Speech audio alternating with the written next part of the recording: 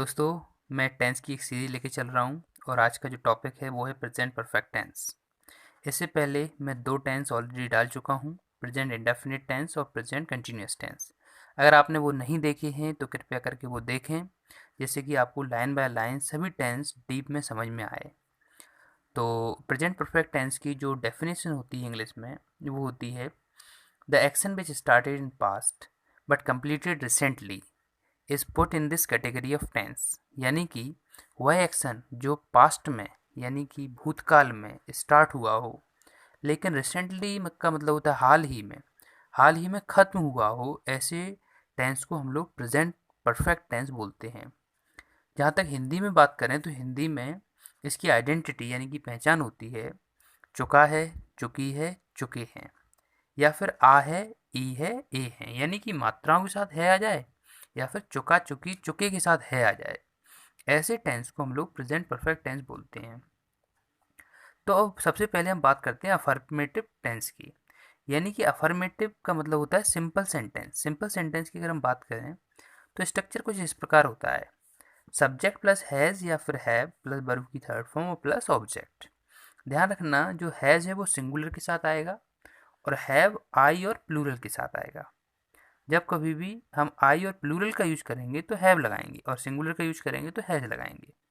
अगर आपको सिंगुलर और प्लूरल नहीं पता है तो मैंने डे वन का एक वीडियो डाला था, उसमें आप उसको देख सकते हैं और सिंगुलर और प्लूरल को आसानी से समझ सकते हैं। तो कुछ एग्जांपल्स लेते हैं जिसके थ्रू हम लोग क्लियर करेंगे।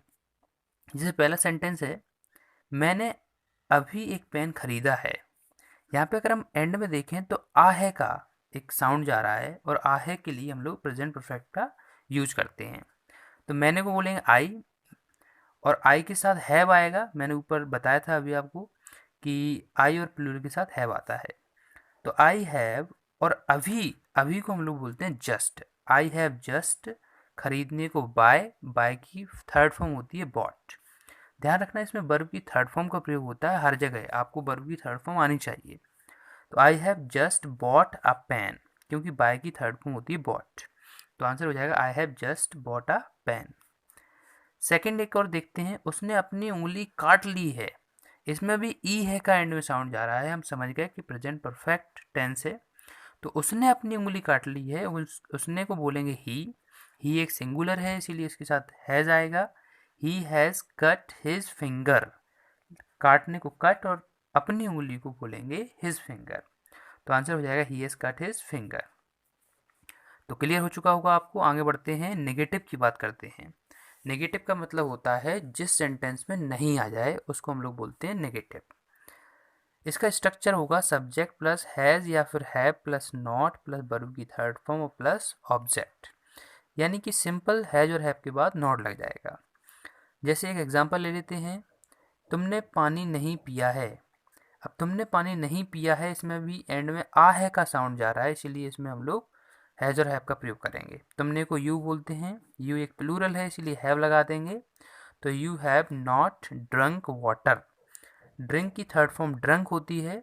मैंने आपको बोला कि वर्ब की थर्ड फॉर्म आना बहुत ज़रूरी है इसके लिए। तो you have not drunk water. Next अगर हम देखें तो वह उधर नहीं गया है। वह उधर नहीं गया है तो इसका आंसर हो जाएगा he has not gone there.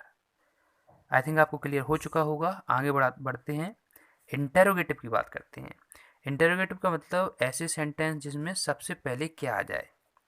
तो हमारा स्ट्रक्चर कुछ इस प्रकार हो जाएगा: हैज़ या फिर have plus subject plus verb की थर्ड फॉर्म प्लस ऑब्जेक्ट और प्लस क्वेश्चन मार्क। यानी कि हैज़ और हैव आगे आ जाएंगे। जैसे एक एग्जांपल देख लेते हैं, क्या वह अपना कार्य पूरा कर चुका है। अब इसमें हमने देखा कि आगे क्या आ गया है।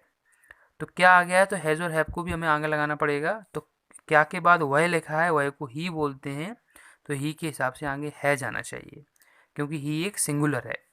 तो आंसर होगा हैज़ ही। पूरा करने को कंप्लीट बोलते हैं। इसकी कंप्लीट की थर्ड फॉर्म कंप्लीटेड।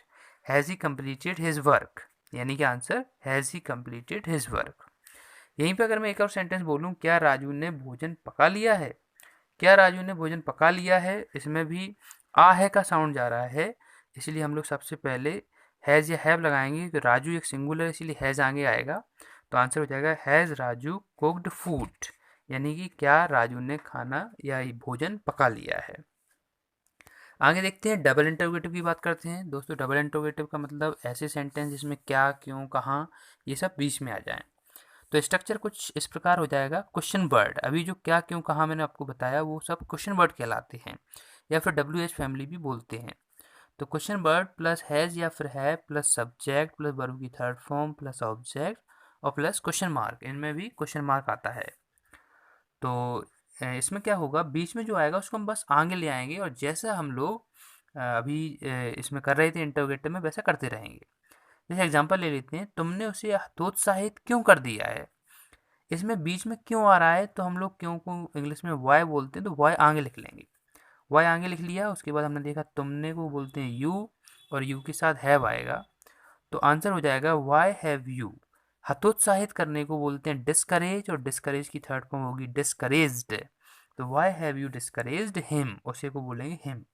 तो फाइनल आंसर हो जाएगा why have you discouraged him. यहीं पे अगर मैं बोलूँ वह क्या कर चुका है, इसमें भी बीच में क्या आ चुका है, तो क्या को हम लोग आगे लिखेंगे, क्या हो जाएगा व्हाट। उसके बाद वह के हिसाब से है जाना चाहिए, क्योंकि वह को ही बोलते हैं और ही एक सिंगुलर है। तो व्हाट हैज़ ही डन, वह क्या कर चुका है। तो ये मैंने आपको बताया था प्रेजेंट परफेक्ट के बारे में। अब मैं इसके नोट के बारे में बता दूं, और नोट्स बड़े इंपॉर्टेंट हैं कॉम्पिटिटिव पर्पज़ के लिए, या फिर आप किसी एग्जाम में अपियर हो रहा हो उन लोगों के लिए बहुत इंपॉर्टेंट है। तो प्रेजेंट परफेक्ट का जो नोट है वो है कुछ शब्द जैसे ever, never, already, yet, just, up to now, so far, recently आदि प्रेजेंट परफेक्ट को दिखाते हैं।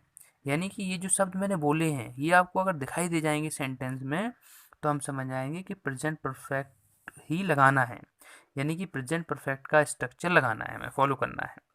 जैसे एग्जांपल देख लेते हैं कौन सा सही है और कौन सा गलत है। सबसे पहला है Mukesh has not completed his work up to now. इसमें अगर हम देखें Mukesh has not completed his work up to now, तो अप टू नाउ एंड में आ गया, यानी कि हैज़ या हैव लगना चाहिए और वर्ब की थर्ड फॉर्म लगना चाहिए। हमने देखा हैज़ भी लगा है, वर्ब की थर्ड फॉर्म लगा है, तो ये बिल्कुल सही सेंटेंस है। एक और देखें अगर हम, आई फिर dash never thought about you. इसमें ऑप्शन आ जाते हैं, मान लो वॉज, वर, हैज़, हैव।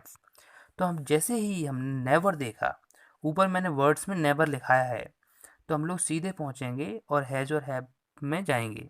आई के हिसाब से हैव आना चाहिए, इसलिए आंसर हो जाएगा हैव।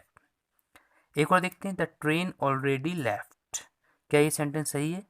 इस सेंटेंस में ऑलरेडी आया है, हैज और हैव लगना चाहिए, लेकिन हैज और हैव तो कहीं लगा नहीं है, इसलिए ये सेंटेंस गलत माना जाएगा। इसका सही आंसर होगा the train has already left. अब बिल्कुल सही है, ऑलरेडी लगा है तो हमने हैज़ लगा दिया, तो ये बिल्कुल सही सेंटेंस है। इस तरह से मैंने आपको प्रेजेंट परफेक्ट के बारे में बताया। नेक्स्ट वीडियो में आपको बताऊंगा प्रेजेंट परफेक्ट कंटिन्यूस के बारे में। Thank you very much, thanks a lot.